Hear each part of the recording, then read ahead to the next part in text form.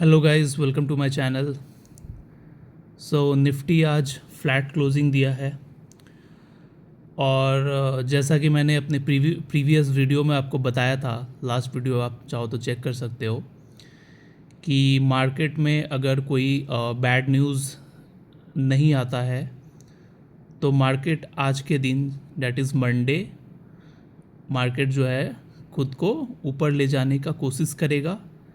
Market में अगर थोड़ा सा भी स्ट्रेंथ होता अगर, तो 50-100 पॉइंट प्लस में क्लोजिंग देता, और मार्केट अगर वीक रहता तो रेंज बाउंड ट्रेड करता, फ्लैट ट्रेड करता। तो ये चीज़ मैंने लास्ट वीडियो में बोला था। आज आप देख सकते हो लगभग वैसे ही ट्रेड किया है।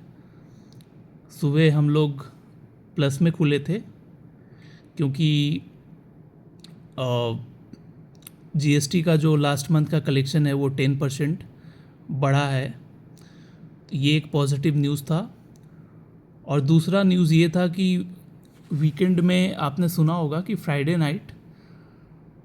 Late at night Donald Trump का यूक्रेन के जो प्रेसिडेंट हैं उनसे मीटिंग चल रहा था, और उस मीटिंग में साफ दिख रहा था कि यूएस जो है वो सपोर्ट नहीं, यूएस जो है इतने दिन से, क्योंकि वो यूक्रेन को सपोर्ट कर रहा था, तो करीबन 2.5-3 साल से ये युद्ध आज भी चल रहा है।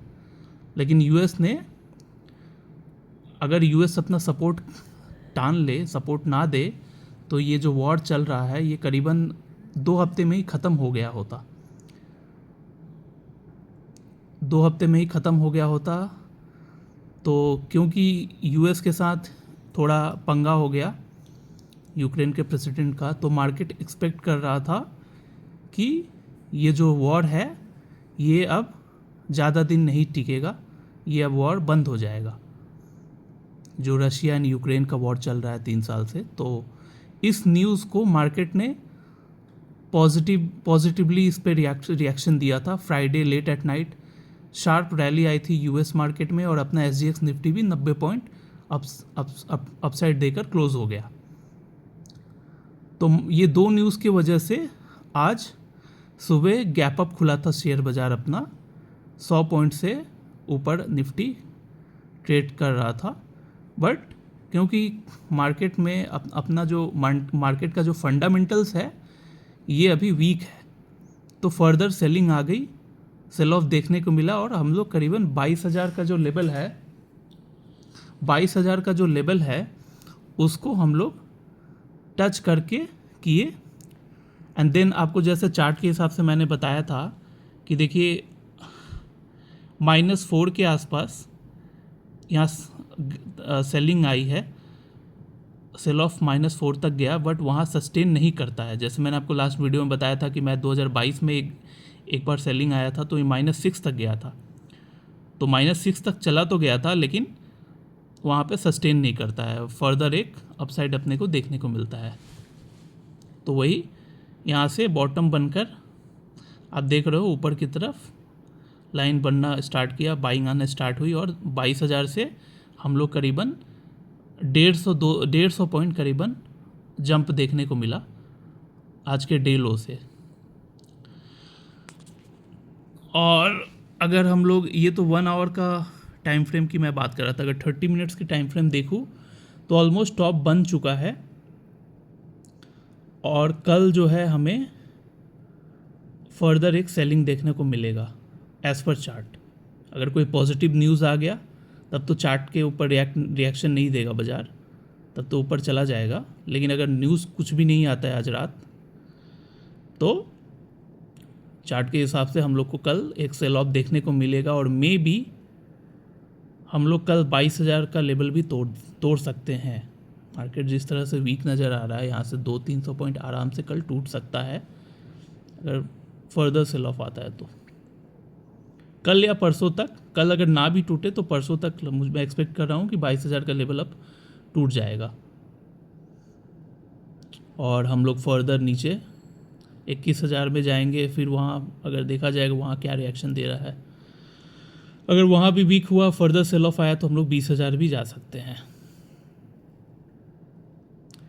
क्योंकि जितने भी एफआईआईज वगैरह हैं इन लोगों को अपना जो वैल्यूएशन इतना ज़्यादा बढ़ गया था ना अपने मार्केट का कि उन लोगों को फर्दर अपसाइड नियर टर्म में नहीं नज़र आ रहा था, तो इसलिए वो लोग सेलिंग कर करके चाइनीज़ मार्केट में इंटर किए हैं। क्योंकि अगर आप चाइना का जो इंडेक्स है उसको अगर आप देखने जाओगे तो अपने यहाँ 5 महीने से लगभग करेक्शन जब से आना स्टार्ट हुआ, वहाँ 5 महीने में रैली देखने को मिला है। 5 महीने में करीबन उनका इंडेक्स 30% के आसपास रैली किया है, अप गया है। विच मीन्स कि एफआईआईज वगैरह जो है वो अभी सेल इंडिया बाय चाइना पे फोकस कर रहे हैं, ये स्ट्रैटेजी यूज़ कर रहे हैं। और बॉन्ड यूएस में ऐसा भी न्यूज़ आ रहा है कि बॉन्ड यील्ड जो होता है वो बढ़ा दिया है, रेट जो उसमें मिलता है ना, रेट ऑफ इंटरेस्ट, वो बढ़ गया है। तो वो तो इक्विटी मार्केट से काफ़ी सेफ रहता है, तो इसलिए कुछ एफआईआईज वगैरह वहाँ भी इन्वेस्ट कर रहे हैं। प्लस एक चीज़ और मैं कहना चाहूँगा कि क्रिप्टो में जब तक ट्रम्प का गवर्नमेंट नहीं आया था, जो बाइडेन का सरकार था, तो क्रिप्टो में लगभग पूरे वर्ल्ड में आप देख रहे होगे सारे कंट्रीज़ उसके अगेंस्ट थे, सब ने उसको बैन कर दिया था। बट जब से ट्रम्प आए हैं तो क्रिप्टो के ऊपर भी फेवरेबल न्यूज़ आ रहा है। लास्ट डे कुछ अनाउंसमेंट भी किया है उन्होंने कि क्रिप्टो पर मतलब कुछ फोकस कर रहे हैं, वो क्रिप्टो को पॉजिटिवली वो लोग ट्रीट कर रहे हैं क्रिप्टो मार्केट को। तो जिसकी वजह से वहाँ बिटकॉइन की जो वैल्यू है वो करीबन 1 लाख रुपए हो गई, आपको पता होगा। और अदर जो क्रिप्टोज़ वगैरह हैं जैसे कि इथेरियम हो गया, कार्डानो हो गया, डोज कॉइन हो गया। डोज कॉइन पे तो आपको पता है इलन मस्क जो है वो काफ़ी पसंद करते हैं डोज कॉइन को, तो उसमें भी रैली देखने को मिला हमें। तो होता क्या है ना कि देखिए, पैसा जो है इन्वेस्टर्स का ही पैसा होता है, और जहाँ लुक्रेटिव उन्हें दिखेगा पैसा वहाँ जाएगा। तो अभी जहाँ तक मुझे समझ आ रहा है कि चाइनीज़ मार्केट पे लोग ज़्यादा फोकस कर रहे हैं, फॉरेन इन्वेस्टर्स की अगर बात करें तो। कुछ लोग क्रिप्टो पे भी इन्वेस्ट कर रहे हैं क्योंकि उसको लीगलाइज करने के चक्कर में पड़े हुए हैं यूएस के गवर्नमेंट। और ऑब्वियस सा बात है, अगर यूएस उसको लीगलाइज कर दिया तो जितने भी स्मॉल कंट्रीज़ है वो सब भी उसको लीगलाइज कर देंगे। तो क्रिप्टो पे भी कुछ इन्वेस्टर्स चले जा रहे हैं इन्वेस्ट करने, कुछ है वो बॉन्ड, यूएस के जो बॉन्ड वगैरह हैं उस पर इन्वेस्ट कर रहे हैं। तो इससे क्या हो रहा है कि ना अपना मार्केट का जो पैसा है निकलता चला जा रहा है, जिसके वजह से अपना मार्केट काफ़ी वीक नज़र आ रहा है। नियर टर्म में तो नहीं नज़र आ रहा है कि यहाँ कोई फर्दर रैली देखने को मिलेगा अपसाइड, अनलेस अगर अपना इंडियन गवर्नमेंट कुछ अनाउंसमेंट करते हैं जो कि इन्वेस्टर्स के फेवर में हो। मान लीजिए अगर टैक्स वगैरह रिड्यूस कर दे, एसटीटी जो होता है सिक्योरिटी ट्रांजैक्शन टैक्स, वो रिड्यूस कर दे अगर, या फिर जो लॉन्ग टर्म या शॉर्ट टर्म कैपिटल गेन जो है उसको अगर रिड्यूस कर दे, तो मे बी एफआईआईज दोबारा अपने मार्केट में रिटर्न करे। तो जब तक ऐसा कुछ हमें गवर्नमेंट के साइड से कुछ रिफॉर्म देखने को नहीं मिलेगा, मैं नहीं एक्सपेक्ट कर रहा कि नियर टर्म में हम लोग कुछ अपसाइड देखेंगे। ये सेल ऑफ कंटिन्यू हो सकता है और भी डीप जा सकता है। तो कल की अगर बात करें, कल आई एम एक्सपेक्टिंग कि tomorrow we may see further dip in our market, may be tomorrow और may be day after tomorrow. 2 दिन में मैं एक्सपेक्ट कर रहा हूँ कि किसी भी एक दिन या फिर दोनों दिन सेल ऑफ अपने को देखने को मिल सकता है एज पर चार्ट। अगर स्टॉक्स की अगर बात करें हम, तो स्टॉक्स में आप देख रहे हो, मैं जैसा कि डेली हर वीडियोस में रिपीट करता हूँ कि जिन भी शेयर्स के फंडामेंटल्स अभी स्ट्रॉन्ग हैं, डिमांड वगैरह उस कंपनी की बढ़ रही है, बढ़ने वाली है कुछ महीनों में, तो उसमें ऑलरेडी बाइंग आना स्टार्ट हो गई है। तो आप देख लो वोल्टास आज भी 3.5% अप है, ब्लू स्टार भी लगभग 6% के आसपास अपसाइड आज देखने को मिला। 2000 के ऊपर ब्लू स्टार ट्रेड करने लगा। मेरी जो बाइंग प्राइस है ब्लू स्टार की लगभग उसके एकदम नज़दीक आ चुका है ये शेयर। और अभी तो सबसे खुशी की बात ये है कि ये जो निफ्टी है ये सिर्फ 22,000 पे अटका हुआ है। तो बियर रन में जो फंडामेंटली स्ट्रॉन्ग शेयर को अगर आप होल्ड करते हो ना, तो मैनिफोल्ड रिटर्न देखने को आपका प्रोबेबिलिटी है वो काफ़ी बढ़ जाता है। कॉस्टिंग पे जैसे आप देख रहे हो कि थोड़ा बहुत correction Voltas and blue star में भी आया था। वोल्टास 1200 पे चला गया था, ब्लू स्टार 1700 पे चला गया था। बट क्योंकि अब गर्मी आ रहा है, आना सिटीज़ में तो आना शुरू भी हो गया है, लोग एसी यूज़ कर रहे हैं, तो वे अच्छा खासा इस साल फिर गर्मी पड़ने वाला है एज़ पर वेदर फॉरकास्ट। और एसीज़ वगैरह के जो शेयर्स है उनमें फिर रैली अपने को देखने को मिलेगा। एक तो इनको फंडामेंटली स्ट्रॉन्ग है, और दोबारा कि अगर इंडेक्स यहाँ से बॉटम बना के 6 महीने 8 महीने के अंदर अगर फर्दर अपसाइड आता है, इंडेक्स दोबारा अगर 28-30 हज़ार जाता है निफ्टी, तो उसका भी एक एडेड एडवांटेज इन सब कंपनी को मिल जाएगा। क्योंकि इंडेक्स जाता है तो ये कंपनी तो रुकेगा नहीं, ये कंपनी को इंडेक्स के साथ साथ ऊपर और भागना है। तो डबल ही आपको मतलब दोनों तरफ से आपको गेन मिल जाएगा यहाँ पे। और ओरिएंट टेक के जो शेयर्स है उसमें भी आज 4.5% का करेक्शन देखने को मिला। ये लगभग करेक्शन इसमें हो गया है, बट वीक मार्केट की वजह से 8 पॉइंट 10 पॉइंट 6 पॉइंट ये अभी भी नीचे गिर रहा है। लेट्स सी कहाँ बॉटम बनाता है। श्रीराम फाइनेंस भी सेम है, श्रीराम फाइनेंस भी वैल्यूएशन बोला था अच्छा है इसका, तो ये भी गिरता नहीं है, थोड़ा बहुत ये भी ग्रीन में ही क्लोजिंग देता है अपसाइड। और अगर HAL देख लीजिए, HAL में काफ़ी सेलिंग आ गई थी, तो ये भी नीचे से अब बाउंस बैक आना स्टार्ट हो गया HAL में। रेलवे के शेयर्स में अभी बाउंस बैक नहीं आ रहा है, अभी फर्दर करेक्शन हो रही है। मैं एक्सपेक्ट करूँगा कि रेलवे का शेयर और करेक्शन हो दे, क्योंकि डिविडेंड पेइंग शेयर्स है ये सब, तो अगर चिल्लड़ के भाव मिले तो आदमी हेविली इसमें इन्वेस्ट कर सकता है। और भी जो PSU कंपनी है जैसे PFC REC, इसमें रैली देखने को मिल रहा है।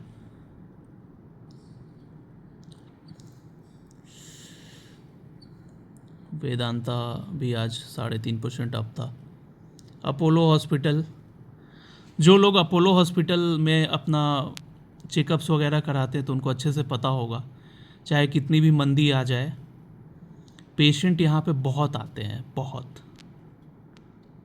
प्रीमियम हॉस्पिटल है फिर भी कोई फ़र्क नहीं पड़ता, बहुत इनके यहाँ पेशेंट आते हैं। और ये जो हॉस्पिटल है काफ़ी प्रॉफिटेबल बिजनेस पे ऑपरेट कर रहा है। एक डॉक्टर की अगर हम बात करें, एक नॉर्मल जो डे केयर सेंटर इनका होता है जिसमें एक छोटा सा चेम्बर दिया जाता है एक डॉक्टर को, तो एक चेम्बर में करीबन 20-20 लोग आते हैं, 20-25 लोग आते हैं, और 2,000 रुपये फीस 1% चार्ज करते हैं। तो एक छोटा सा चेम्बर से इनको 50,000 का डे केयर सेंटर से रेवेन्यू आ गया हॉस्पिटल को। ऐसा करीबन इनके यहाँ, अगर मैं कोलकाता की बात करूँ, कोलकाता में जो अपना अपोलो डे केयर सेंटर है, तो करीबन 60-70 चेम्बर होगा। तो आप खुद ही कैलकुलेट कर लो, 30-35 लाख फीस कलेक्शन तो डे केयर सेंटर से वहाँ से आ गया। प्लस इनका बड़ा हॉस्पिटल है, वहाँ एक पेशेंट अगर एडमिट होते हैं तो माइनर सर्जरी का भी 4-5 लाख खर्चा आ जाता है, मेजर सर्जरी हो तो 15-20 लाख भी लग जाता है। तो काफ़ी इनका इनकम है, और ये इनकम काफ़ी ग्रो कर रहा है इसका। यही रीज़न है कि अपोलो हॉस्पिटल का जो शेयर है, इसमें कुछ खास हमें करेक्शन देखने को नहीं मिला, और ये 6,000-7,000 के लेवल पे ही है। उल्टा अगर यहाँ से इंडेक्स 7-8 हज़ार पॉइंट निफ्टी ऊपर बढ़ जाता है तो ये 6,000 पे मिलेगा भी नहीं, ये 10,000 पहुँच जाएगा आराम से। तो ये हो गया स्टॉक्स की बात। तो पोर्टफोलियो की अगर मैं बात करूँ तो पोर्टफोलियो मेरा आज 20,000 पॉइंट नहीं 20,000 रुपीज़ 20,000 रुपीज़ मेरा अब गया है, क्योंकि मेरे पोर्टफोलियो के जो शेयर्स है करीबन ब्लू स्टार में ही मेरा 6.5 लाख का इन्वेस्टमेंट है, तो यही मेरा 6.5% बढ़ गया, वहाँ से गेन आ गया। श्रीराम फाइनेंस में भी है 5 लाख का इन्वेस्टमेंट, तो ये सब जो मेरे पोर्टफोलियो के स्टॉक्स है इसमें सेलिंग जो है बंद हो चुका है, जैसे कि मैंने आपको बताया था। बीएससी में मैंने बाई किया था बीएससी को नवंबर में, अक्टूबर या नवंबर में बाई किया था, बट दिसंबर में मैं इसको 6,000 के आसपास सेल करके एग्ज़िट कर गया था बीएससी को। तो बीएससी में भी मेरा उस वक्त दिया बना था करीबन 3 लाख के आसपास प्रॉफिट। अकेले मैं इसमें 11 लाख का माल उठाया था बीएससी में, तो 14 लाख में बेचा उसको 1.5 महीने के बाद। तो बीएससी मेरे को ऑलरेडी गेन दे चुका है। हालांकि आप देख सकते हो कि बीएससी अब टूटना स्टार्ट हो गया है, दोबारा 4,300 के लेवल पे आ गया। ये 4 दिन पहले का आप मेरा वीडियो चेक करना, 6,000 के आसपास गया था। तो जैसा कि मैंने बोला कि जिस भी कंपनी में पिटाई हुई नहीं है तो बुल रन का जो एंडिंग चलता है तो उसमें सेलिंग आती है उसमें। तो वही बीएससी में हो रहा है। बीएससी में 5 महीने से कोई करेक्शन आया नहीं था, उल्टा गेन दिया था, तो ये इसमें अब करेक्शन आना स्टार्ट हुआ है। बाकी अगर ऑप्शंस की बात करें तो आज मैंने ऑप्शंस जो है अपना सारा पोजीशन स्क्वायर ऑफ कर दिया। रीज़न ये है कि अगर मुझे अगर पता है कि यहाँ से और नीचे जाने वाला है बाज़ार, तो फिर जानबूझकर फ्यूचर में लॉन्ग करना कोई सेंस नहीं बनता। तो इसीलिए मैंने फॉर टाइम बिंग ऑप्शंस का पोजीशन को स्क्वायर ऑफ कर लिया। और सिंपल सा है कि इतना माथा लगाने का ज़रूरत ही क्या है जब मेरे पास ऑलरेडी इतना अच्छा खासा पोर्टफोलियो है। और पास्ट एक्सपीरियंस के हिसाब से हमें जब पता है कि जब भी रैली आएगी, मे बी 6 महीने, साल भर या 1.5 साल, जब भी रैली आएगी तो पोर्टफोलियो यहाँ से आराम से, अगर मान लीजिए 29,80,000 अगर इन्वेस्टेड वैल्यू है, मतलब नियर अबाउट 30 लाख इन्वेस्टमेंट है मेरा, तो आराम से ये 50 लाख तो पार हो ही जाएगा। ये मैं वर्स्ट सिनेरियो में बोल रहा हूँ कि 50 लाख पार होगा, लेकिन इससे ज़्यादा भी होता है, हो भी सकता है, बट मैं ज़्यादा एक्सपेक्ट नहीं करता हूँ, मैं कम एक्सपेक्ट करके चलता हूँ। ज़्यादा मिल गया बहुत अच्छी बात है। तो जब पोर्टफोलियो है ऑलरेडी तो इसको भी हमें बचाना होगा, क्योंकि अगर ऑप्शंस में, जैसा कि मैंने बताया था कि कुछ सेंसिटिव मुझे इन्फॉर्मेशन मिला है जो कि मैं यूट्यूब में डिस्क्लोज़ नहीं कर सकता, इनके पॉलिसी के खिलाफ है वो चीज़ डिस्क्लोज़ करना। तो अगर वो न्यूज़ होता है, अगर वो प्रिडिक्शन जो है अगर हो जाता है, तो लोअर सर्किट लग सकता है बाज़ार में। और अगर लोअर सर्किट लगता है और मैं 4 लॉट अगर लॉन्ग करके बैठा हूँ, तो मे बी अगर एक लोअर सर्किट भी लग जाए तो मेरा अच्छा खासा 7-8 लाख का कैपिटल लॉस एक दिन में हो जाता, जो कि मैं कभी भी उतना रिस्क में नहीं उठाऊंगा। और अगर यहाँ से मान लो 1000 पॉइंट बढ़ भी जाता है तो मुश्किल से 1,00,000-1.5 लाख रुपए मेरा ऑप्शन से इनकम होता। तो 1 लाख कमाने के लिए मैं 7-8 लाख का रिस्क तो बिल्कुल नहीं लूँगा।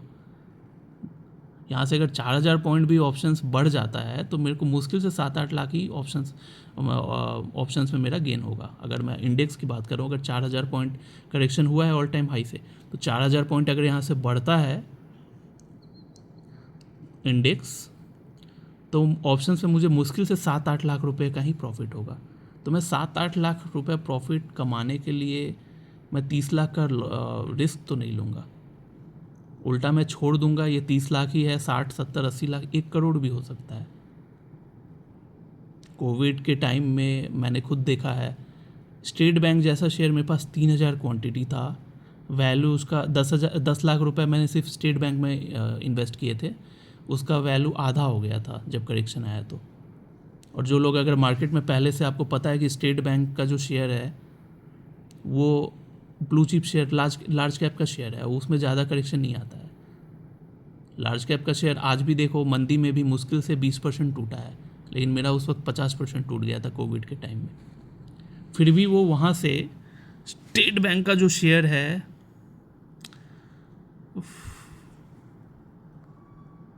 स्टेट बैंक का जो शेयर है वो 150 का लो लगाया, फिर वहाँ से वो 800 रुपये गया 2 साल के अंदर। तो सोचो 3,000 क्वांटिटी थी मेरे पास, डैट मीन्स 10 लाख रुपए का जो मेरा इन्वेस्टमेंट था वो 24 लाख रुपए हो जाता 2 साल में। तो ये तो SBI का मैंने बोला, बाकी स्मॉल कैप तो 20-20 गुना, 10-10 गुना हो गया था। अभी मैं लार्ज कैप कुछ होल्ड नहीं करता, मैंने इसीलिए स्मॉल कैप ही होल्ड करके रखा हूँ।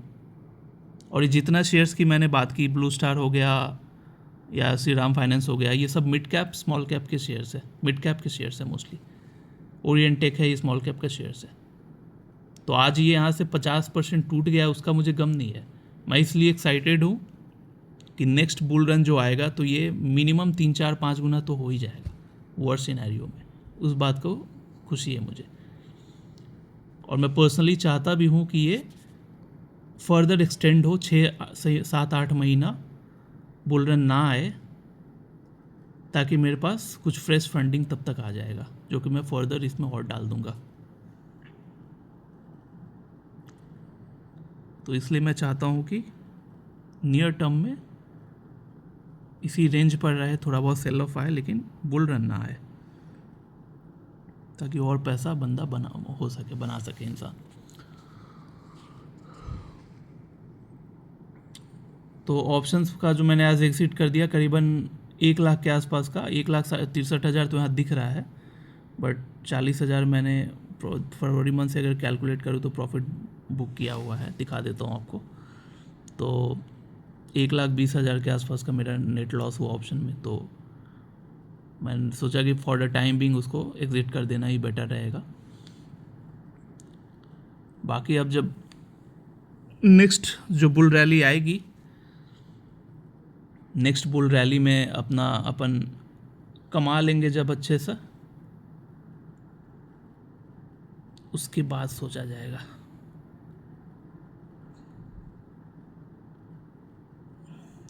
आप लोग को भी मैं यही सजेशन देना चाहूँगा कि अभी ज़्यादा ट्रेडिंग पर फोकस ना करके आप लोग चुपचाप जो फंडामेंटली स्ट्रॉन्ग शेयर है, आप देख लो 40,000 यहाँ है नेट प्रॉफिट, तो उसको माइनस करेंगे हम लोग 1,63,000, तो वही 1,00,000, हाँ 38,000, हाँ 1,25,000 लॉस में मेरा गया है ऑप्शंस का। कोई नहीं, होता है, यहाँ से रिकवर, कैश सेगमेंट से रिकवर हो जाएगा। तो आप लोग को मैं वही बताना चाहूँगा कि आप ये जो है ना मौका है, अच्छा खासा मौका है, सस्ते रेट पे बाई कर लीजिए, और कोई छेड़खानी करने की ज़रूरत नहीं है, चुपचाप छोड़ दीजिए बाई करके। अच्छे शेयर्स को बाई कीजिएगा, पेनी स्टॉक को मत ले बाई करने चल जाइएगा। पेनी स्टॉक में रिस्क भी है कि मंदी है, अगर 1 साल मंदी रह जाता है तो पेनी स्टॉक्स मोस्टली जो होता है लॉस मेकिंग कंपनी होती है। लॉस मेकिंग कंपनी सर्वाइव नहीं कर पाती मंदी में, तो उन लोगों को कभी कभी डिलिस्ट करवाना पड़ता है। तो अगर वो डिलिस्ट करवा देंगे तो आपका पैसा डूब जाएगा। तो इसीलिए हमेशा फंडामेंटली स्ट्रॉन्ग शेयर्स को बाई कीजिएगा, जो कि small cap and mid cap का हो, तब आपको समझ आएगा कि मैं बोल क्या रहा हूँ। हालांकि काफ़ी लोग मीम्स वगैरह शेयर करना स्टार्ट कर दिए हैं। आप लोगों से मैं यही अपील करूँगा, फिक्स डिपॉजिट वगैरह का सब लोग गुणगान कर रहे हैं। सबसे पहले बात मैं आपको यही बोलूँगा कि देखिए, ये बिज़नेस है स्टॉक मार्केट का, ये ऐसे ही होता है, हमेशा ऊपर नहीं जाता है शेयर बाज़ार। शेयर बाज़ार अगर आप सोच के बैठे हो कि जब भी मैं कुछ एंट्री लूँगा ऊपर ही जाएगा, तो ये बाज़ार इस तरह से नहीं वर्क करता है। लाइक अदर बिजनेस, इसमें भी रेट जो होता है डाउन जाता है, अप जाता है। आप किसी भी बिज़नेस में जाओ, ट्रेडिंग का कोई भी बिज़नेस लो, कोई भी प्रोडक्ट लो, हर प्रोडक्ट जो होता है ना, कब साल के किसी मंथ में वो सस्ता हो जाता है, जिस वक्त नुकसान हो जाता है जो लोग उस चीज़ से डील कर रहे होते हैं, या नुकसान नहीं भी होता है तो बहुत कम प्रॉफिट होता है। और कभी कभी उस प्रोडक्ट का रेट जो होता है किसी किसी मंथ में बहुत ज़्यादा हाई हो जाता है, तो उस वक्त लोग कमा के लाल हो जाते हैं। 1 ही 2 महीना में साल भर की कमाई हो जाती है। तो ये शेयर बाज़ार भी यही चीज़ है। शेयर बाज़ार भी आज 2020 में जिन लोगों ने इन्वेस्ट किया, उनका एक मतलब जनरेशन का वेल्थ बन गया पूरा। वो चाहे तो अगर उनकी ज़िंदगी में अगर यही मोटिव है कि खा के सोना है, अगर वो 50 लाख भी किसी ने इन्वेस्ट कर दिया होगा तो 2-3 करोड़ आराम से कमा लिया होगा। 2020 की मैं बात कर रहा हूँ, जो बुल रन आया अपना 22 तक 23 तक। तो खाने में तो इंसान क्या है, 100-200 रुपये, 400 रुपये, 500 रुपये, उससे ज़्यादा और क्या ही खा सकता है। तो मेरा कहने का मतलब ये है कि this is how this stock market works. 20 में आया मंदी, जब मंदी आया तो आप रोइए मत, बेवकूफ़ों जैसा मत बात कीजिए कि फिक्स डिपॉजिट अच्छा है, वो अच्छा है, ये अच्छा है। अरे भाई पेशेंस रखो ना, कैपिटल इन्वेस्ट किए हो, वेट करो। रैली आती है तो करेक्शन भी आना होगा, करेक्शन जब आएगा तभी तो दोबारा इन्वेस्टर एंट्री ले पाएगा। तो दोबारा एंट्री लेगा, फिर बुल रन आएगा, फिर बेचेगा, फिर करेक्शन आएगा, फिर एंट्री लेगा। इसी तरह ये काम होता है शेयर बाज़ार में। उसी तरह अभी 2025 में जो मंदी आ रहा है, इनिशियली तो मैं भी पैनिक कर रहा था, बट मैं इसको हेल्दी वे में अब ले रहा हूँ। मैं और एक्सपेक्ट कर रहा हूँ कि और करेक्शन हो जाए। IRFC जैसा शेयर अगर मैं बात करूँ, ये 20-30 रुपये का शेयर 230 गया बुल रन में 2021 में, 21 या 22 में, मुझे एग्जैक्ट ईयर मुझे याद नहीं है। जब भी IRFC लिस्ट हुआ था तो 20 रुपये इसका दाम था, लिस्टिंग प्राइस 20 रुपये पे भी वो प्रीमियम पे लिस्ट हुआ था। अब सोच लीजिए उसकी इशू प्राइस क्या होगी। उसके बाद वो बुल रन में पार्टिसिपेट किया, 10 गुना हो गया, 10 गुना नहीं 11 गुना हो गया। वहाँ से करेक्शन होकर आधा हुआ है। अभी भी जो लोग 20 पे लिए हैं, 30 पे लिए हैं, वो तो नहीं रो रहे हैं। अभी भी करेक्शन के बाद भी IRFC 110 पे ट्रेड कर रहा है। तो मैं वही एक्सपेक्ट कर रहा हूँ कि ये और गिर जाए, ये दोबारा 20-30 पे आ जाए, फिर हेविली बाई कर लेंगे। डिविडेंड पेइंग स्टॉक्स है, not only IRFC, any shares. IREDA देख लो आप, इरेडा जो है ये भी 55-60 रुपये पे लिस्ट होकर 300 तक गया था। इरेडा का तो फिर भी 2023 का एंड में शायद ये लिस्ट हुआ था, 6 महीने में ही ये 300 चला गया था। देन करेक्शन होकर अभी 150 पे है, और हो जाए 50 रुपये फिर हो जाए, क्या दिक्कत है। आपको मौका दे रहा है कि आप फिर सस्ते रेट पे बाई करो। अब आप लोगों को मिसलीड करोगे कि नहीं बेकार है, शेयर बाज़ार बेकार है, ऐसा है वैसा है, तो फिर आप ही का उसमें नुकसान है। आपका चलो नुकसान हो जाए, मुझे घंटा फ़र्क नहीं पड़ता, लेकिन आपका अगर कोई, आपका बात अगर जितने लोग सुन रहे हैं ना, उनका ना नुकसान हो, जो लोग इनोसेंट हैं, जो लोग आप पे फुली ट्रस्ट कर रहे हैं। क्योंकि अगर उनका नुकसान होता है आपकी वजह से, तो वो चीज़ मुझे बर्दाश्त नहीं होता।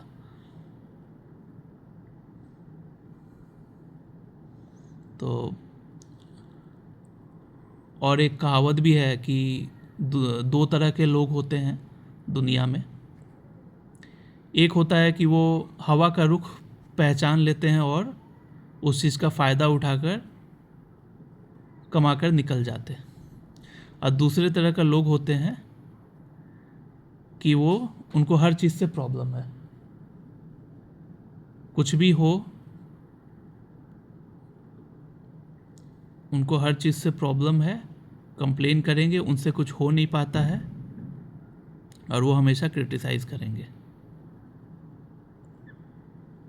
वो ज़िंदगी भर कंप्लेन करते ही रह जाते हैं और लाइफ में कुछ नहीं उखाड़ पाते हैं। तो प्लीज़ ऐसे लोगों से आप प्लीज़ बच के रहिएगा। अगर कोई आपको एडवाइस दे रहा है तो पहले पूछ लीजिएगा कि कितना कमाया है भाई, थोड़ा बैलेंस शीट दिखा दो, उसके बाद ज्ञान देना। तो ये तो हो गया। अब टर्नओवर की अगर मैं बात करूं, अभी कुछ दिन मैं ऑप्शंस में नहीं करूंगा ट्रेड। फ़िलहाल मैं इक्विटी निफ्टी की का फॉरकास्ट मैं आपसे शेयर करूंगा, जो मुझे थोड़ा बहुत, मुझे जो नॉलेज है उसके हिसाब से जो समझ पाता हूँ मैं, जो प्रिडिक्शन कर पाता हूँ, मैं आपसे शेयर करूँगा वीडियोस में। कैश मार्केट में क्या चल रहा है वो बताऊँगा आपको, एंड टर्नओवर क्या हो रहा है मेरा, वो सब मैं आपसे शेयर करूँगा। बट ऑप्शंस में अभी कुछ दिन के लिए मैं इसको पॉज कर रहा हूँ इस चीज़ को।